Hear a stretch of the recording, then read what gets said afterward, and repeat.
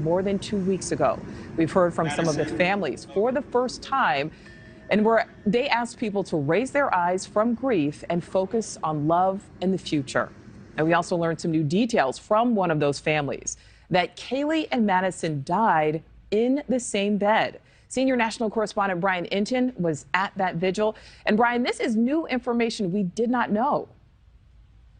Yeah, we didn't know this, Nicole. It's really just heartbreaking to think about that these lifelong best friends died together in the house behind me. It is still a crime scene. You can see the crime scene tape around it. The house police are still out here guarding the house. And we are now getting a look at the inside of the house and the exact layout of where the bedrooms are located.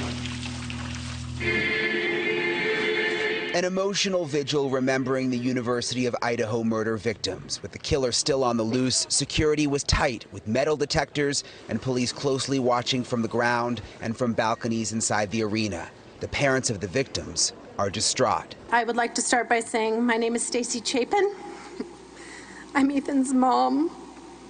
The circumstances that bring us here tonight, they're terrible. The hardest part, we cannot change the outcome. Kaylee Gonsalves's dad talked about his daughter's long relationship with her best friend Madison and then revealed something new. So then they went to high schools together. Then they started looking at colleges. They came here together. They eventually get into the same apartment together. And in the end, they died together in the same room, in the same bed. And it's a shame, and it hurts.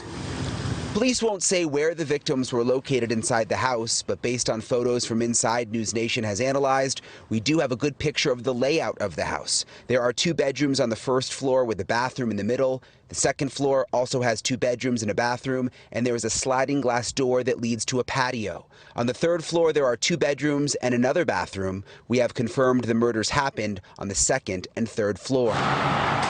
Meanwhile, police are acknowledging what they call internal miscommunication after the prosecutor told us this earlier this week. My understanding is the investigators believe that whoever's responsible was specifically looking at this particular residence. Investigators have been using the word targeted for weeks, but in a new statement say conflicting information has been released over the past 24 hours, and we have spoken with the Latah County Prosecutor's Office and identified this was a miscommunication. Detectives do not currently know if the residents or any of the occupants were specifically targeted, but continue to investigate.